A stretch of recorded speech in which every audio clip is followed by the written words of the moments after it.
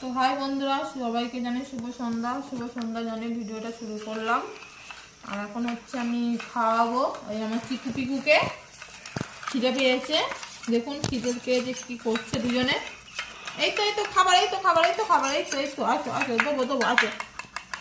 এই তো খাওয়াবো, দাঁড়াও।